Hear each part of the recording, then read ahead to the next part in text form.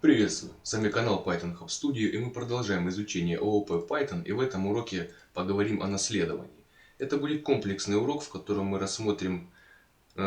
постараемся рассмотреть все возможные варианты наследования классов Python, так как я понимаю, что зрители могут быть разного уровня подготовки, поэтому мы начнем с самого начала, то есть наследование, простое наследование классов. Также рассмотрим наследование при помощи метода super.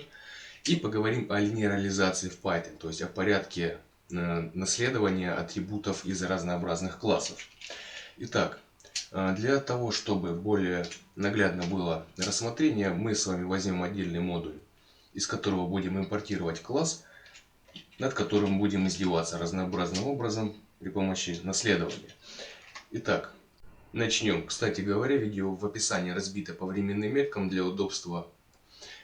И не забывайте подписываться на канал. Итак, пару слов, для чего нам вообще необходимо наследование. Во-первых, при помощи наследования очень легко писать грамотно структурированный код при помощи фреймворков и разнообразных библиотек. Кроме того, наследование позволяет нам дополнять, то есть расширять функциональность заранее созданных классов, не переписывая, не дублируя уже написанный код. Допустим, у нас есть класс Verification, который в данном случае делает следующее. Создается свойство логин и пароль для объекта, то есть, к примеру, регистрация на сайте или в вашем приложении. Далее запускается метод, который проверяет пароль на сложность, то есть, к примеру, чтобы у него было не менее 8 символов. И есть метод, который сохраняет, то есть пишет данные о пользователе в какую-то базу данных. В данном случае мы будем записывать это просто в файл. И нам этот класс успешно работает в какой-то ветке программы, и наша программа расширяется. И далее для другой ветки нам необходимо примерно то же самое, но с некоторыми модификациями. Итак, как это делается? Записываем еще новый класс. И здесь в скобках пишем имя класса, с которого мы наследуем. То есть мы перенимаем его поведение и все его атрибуты. То есть свойства и методы. Запишем в данном случае оператор pass и посмотрим, что мы уже можем сделать с классом v2. Класс v2 при таком варианте записи, то есть он наследует все атрибуты класса Verification, он уже умеет делать все то, что и класс Verification. Давайте это посмотрим. То есть логин, пароль — это свойства, уже доступны в этом классе, и метод save.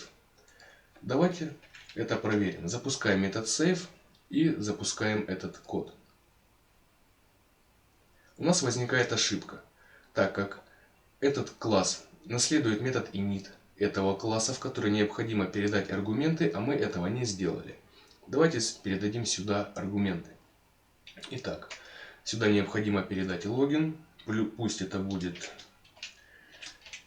Джонни. И пароль не менее 8 символов. Не будем проверять, срабатывает ли исключение. Сразу напишем пароль длиннее, чем 8 символов. И запускаем данный код. Код отработал, ошибки не произошло. И давайте посмотрим. У нас создался документ users, в котором записались эти данные. Далее. Механизм наследования реализован таким образом, что когда вы запускаете, к примеру, в данном случае класс v2 и вызываете у него метод save, интерпретатор Python смотрит, есть ли такой метод в этом классе, в самом, то есть прописан ли он здесь. Если его нет, то он лезет за этим методом в класс, с которого мы наследуемся, то есть в класс Verification, находит его здесь и благополучно запускает, в том числе и метод init, которого здесь нет. Но мы с вами пишем класс для того, чтобы модернизировать его поведение, то есть дополнить. Кстати, обратите внимание на этот метод. В данном случае он инкапсулирован, то есть здесь прописаны два нижних подчеркивания перед этим методом, так как он используется прямо в классе. Подразумевается, что его вызывать отдельно, вот так как метод save, мы не будем. Поэтому мы его инкапсулируем, делаем недоступным для вызова извне. Но внутри класса, внутри инструкции классов, в частности в методе init, он доступен.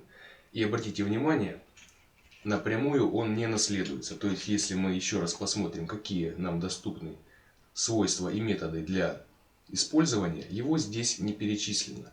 Но Так как он прописан в запуске метода init, во время создания объекта этот метод исполняется как часть кода init. Итак, далее. Давайте дополним наш класс. Допишем метод save и оставим. В классе наследники мы с вами можем добавлять новые методы и переопределять старые, то есть переопределять методы родительского класса.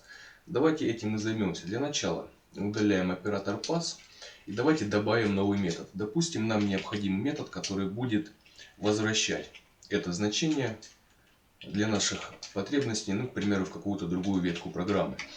То есть у нас здесь появится новый метод show, который у нас будет возвращать свойства save, свойства логин и пароль. В виде картежа пусть они будут. Так, self password. И проверим, что у нас теперь доступно. Итак, у нас в объекте x появился еще один метод show. Если мы его запустим, так как он возвращает эти значения, то запишем здесь функцию print, чтобы мы это увидели, и запускаем данный код. Этот метод возвращает эти значения в виде картежа. Далее, переопределение методов.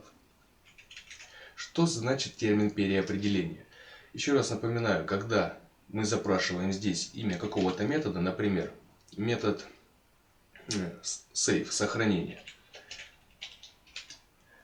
Интерпретатор Python сначала смотрит, если этот метод, то есть метод с таким именем в этом классе, в классе v2. Если его нет, то он смотрит его в классе, с которого мы наследуемся.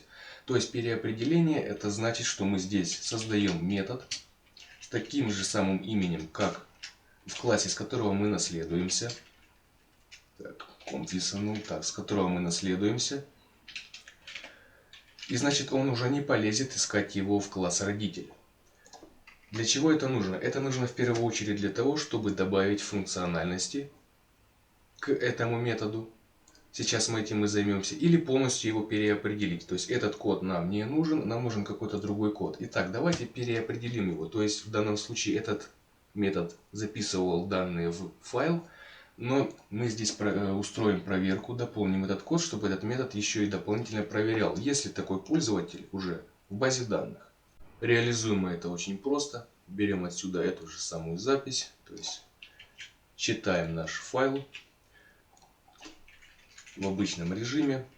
Так, далее здесь проходимся по нем циклом for.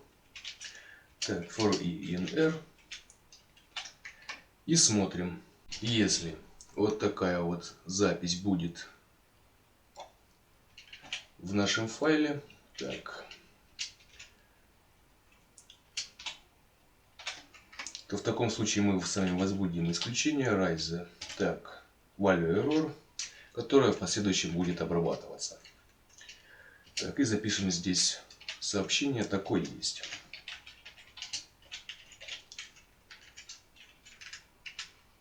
И теперь обратите внимание, при запуске вот этого кода, то есть мы запускаем метод, создаем объект и запускаем метод save, будет запускаться этот метод и отрабатываться этот код. Но он ничего не записывает.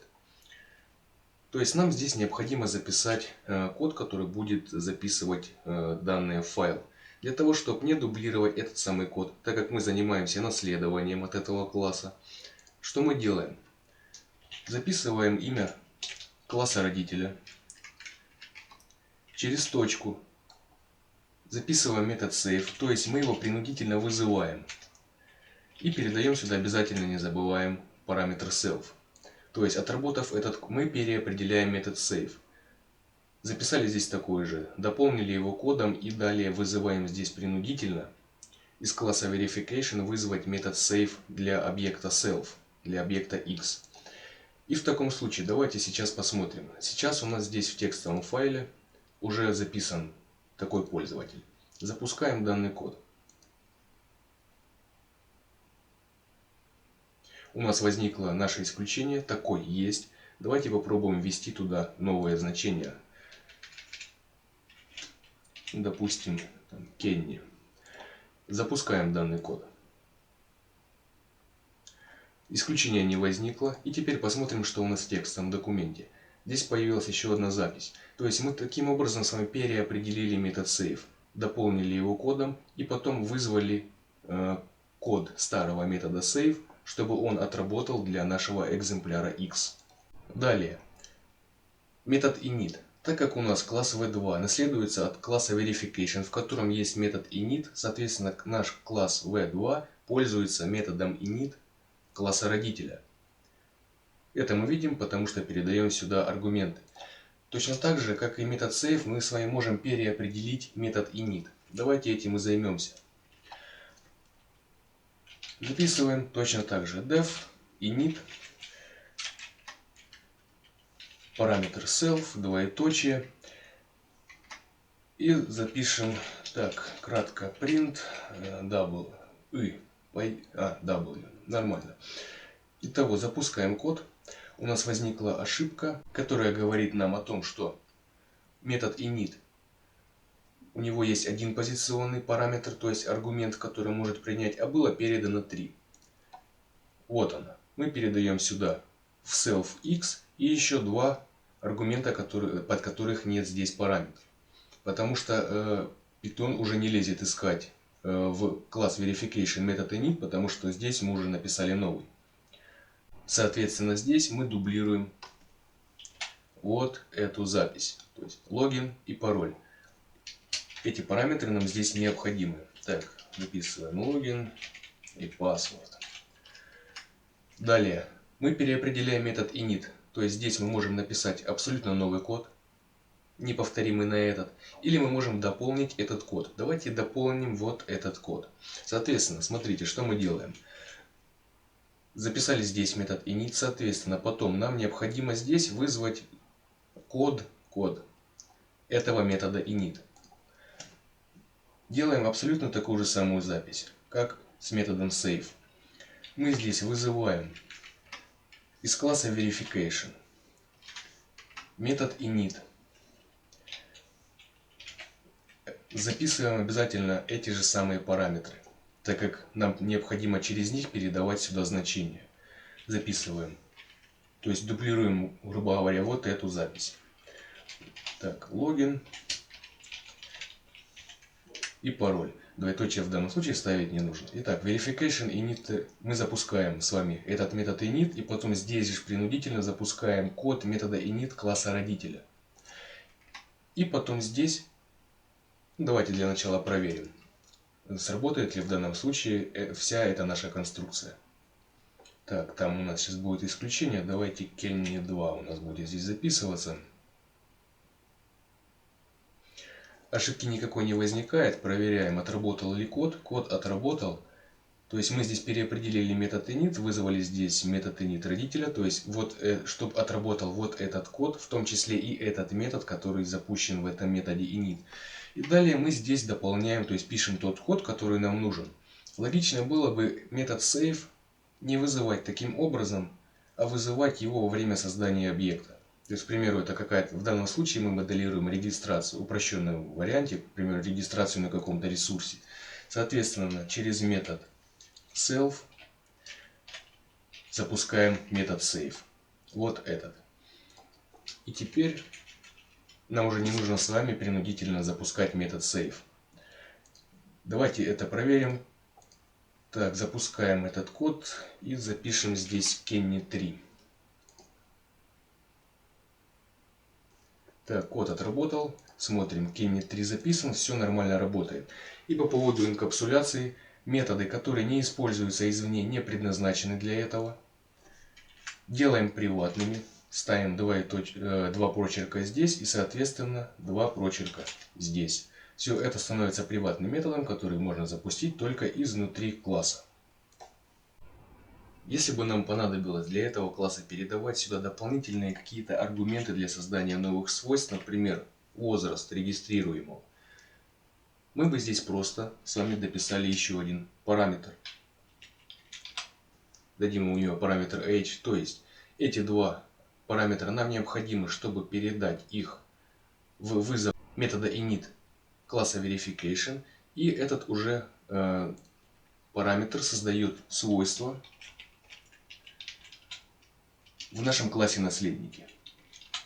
Для какой-то дальнейшей с ним работы. Об этом сейчас не будем.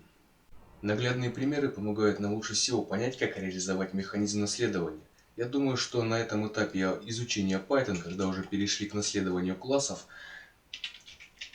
все уже знают, что такое встроенная библиотека Tkinter. Это библиотека, при которой мы реализуем GUI-приложения, несложные GUI-приложения на Python. И у нее есть класс TK, которым мы пользуемся следующим образом.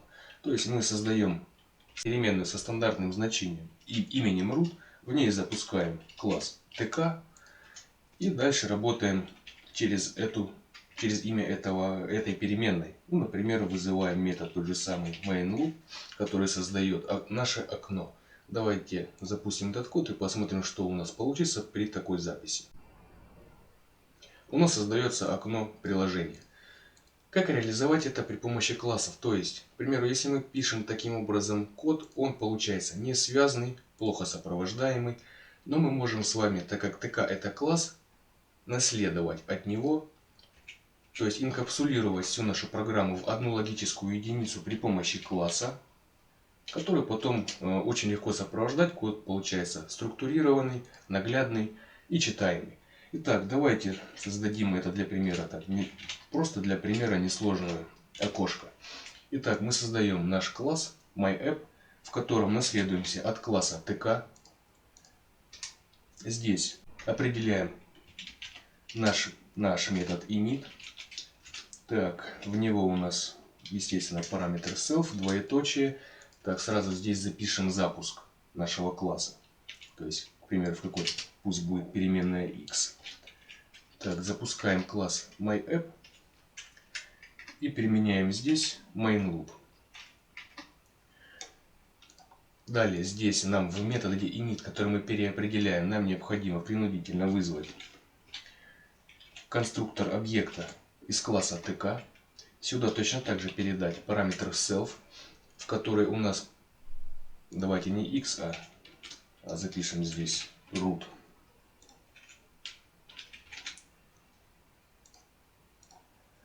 И запустим данный код. На данном этапе у нас получается абсолютно то же самое.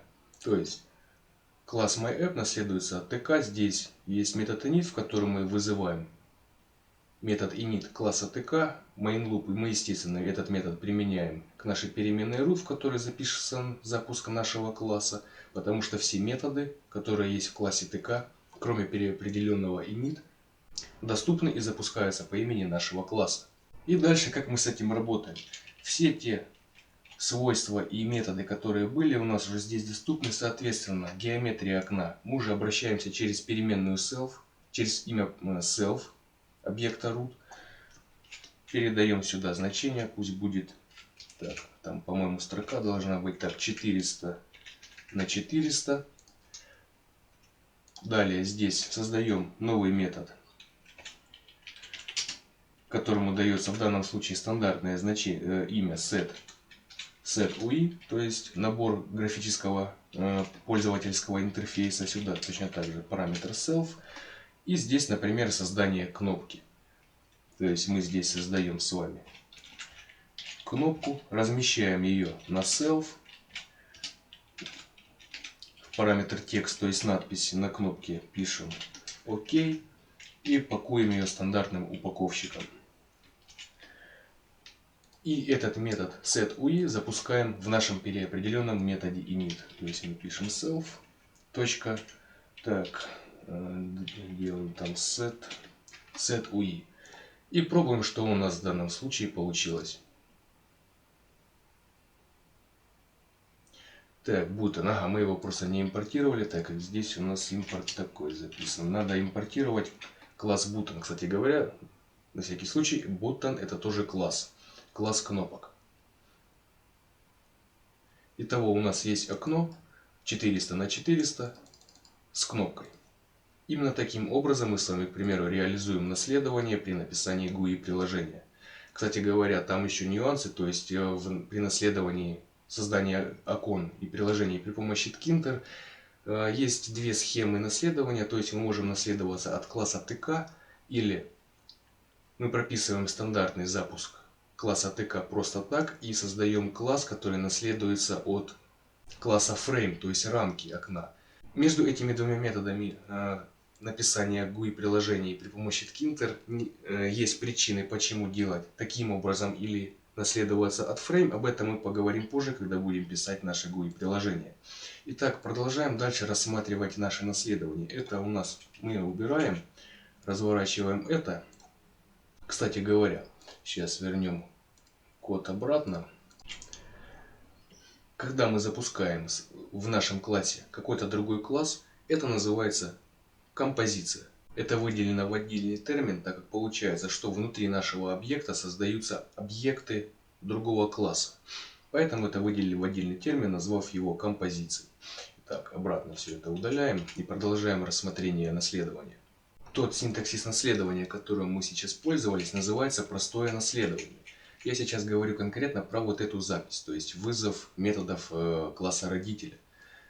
Так как количество наследований в принципе не ограничено, таким образом мы с вами четко указываем, из какого класса необходимо взять тот или иной метод. Но в Python есть специальный метод, который называется метод super, который осуществляет поиск методов в родительских классах. Записывается это таким образом, то есть мы здесь уже не указываем имя класса родителя, а просто записываем super.init. Параметр self здесь уже передавать не нужно, так как он автоматически передается при помощи метода super. Кстати, обратите внимание, в Python версии 3 здесь ничего записывать не нужно. В более ранних версиях Python здесь необходимо было записывать, к примеру, следующее. Имя метода, имя класса, из которого мы запускаем super, и сам объект self. В данном случае эти значения здесь стоят по умолчанию, и поэтому в Python версии 3+, здесь записывать ничего не нужно. Итак, метод super позволяет нам автоматически искать методы в родительских классах. То есть то же самое мы записываем и здесь. Удаляем здесь имя родительского класса, записываем метод super и отсюда убираем self, так как он передается автоматически при помощи метода super. И давайте здесь запустим и проверим, работает ли сейчас наш класс v2. Итак, здесь у нас будет Bob, пароль у него единицы. И здесь, напоминаю, у нас еще образовался параметр возраст. Запишем 33. Так, запускаем класс и посмотрим. Сейчас все работает абсолютно точно так же. Super у нас находит методы, то есть метод init он находит в классе verification, и метод save он находит в классе verification. И смотрим в наш текстовый документ, Bob у нас добавился сюда. А теперь давайте посмотрим на нюансы работы с методом super. Так как Python, этот метод нам пока что не нужен, поддерживает множественное наследование. То есть, к примеру, допустим, вот некая модель. У нас есть класс А и класс Б. Это суперклассы, то есть они ни от кого не наследуются. У нас есть класс С, который наследуется от класса Б, то есть он подкласс класса Б. И есть класс D, который наследуется одновременно от класса С, то есть ему доступны методы класса С. Соответственно, и класса B, так как класс С наследуется от B, и методы класса А. И теперь мы с вами здесь записываем. Так, давайте это сюда подвинем. Во всех этих методах, во всех этих классах есть метод А, который выводит, соответственно, print А из класса А и так далее. Кстати говоря, это и называется отдельным термином полиморфизм, который говорит о том, что есть разные способы реализации одного и того же. На самом деле в интернете там уже все переврано миллион раз. На самом деле по терминам полиморфизм стоит понимать следующее. Если вы видите, что есть метод А, то не надо думать, что он делает то же самое, что метод А в другом классе. Всего-навсего. Итак, продолжаем.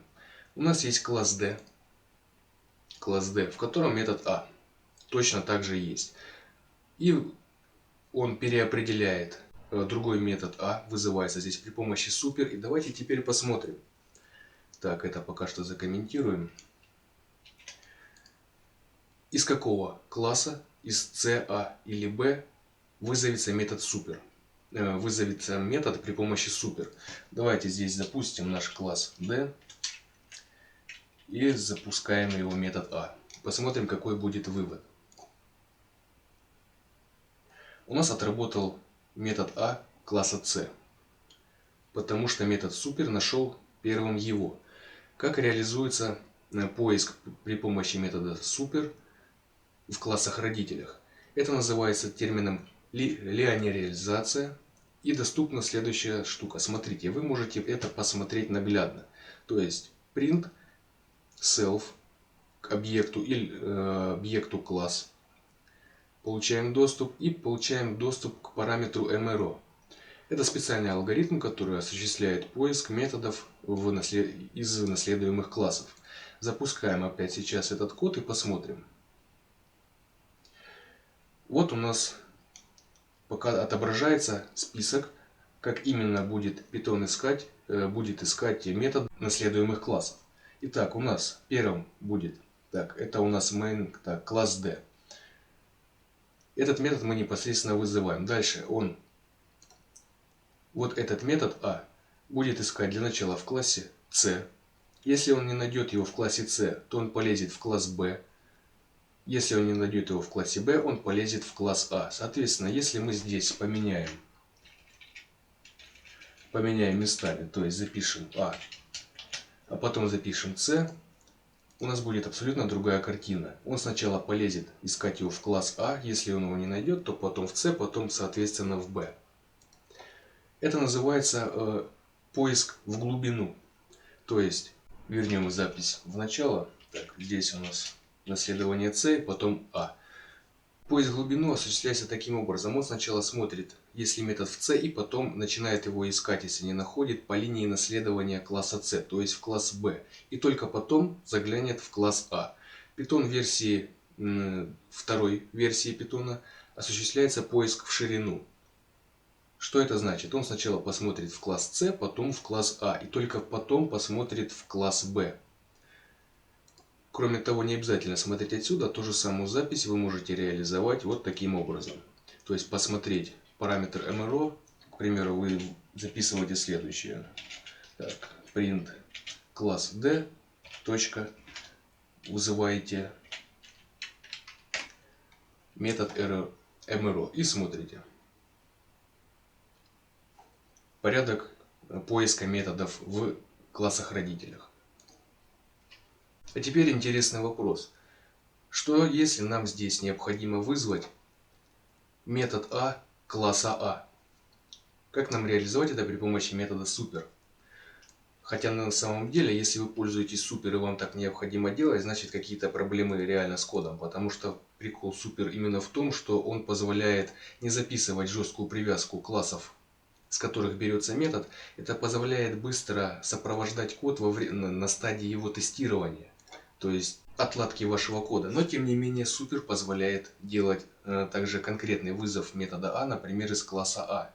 Даже несмотря на то, что он будет последним, где будет искать он его по умолчанию. Итак, здесь в методе super по умолчанию, в данном случае он у нас записан в классе D. Следующая запись.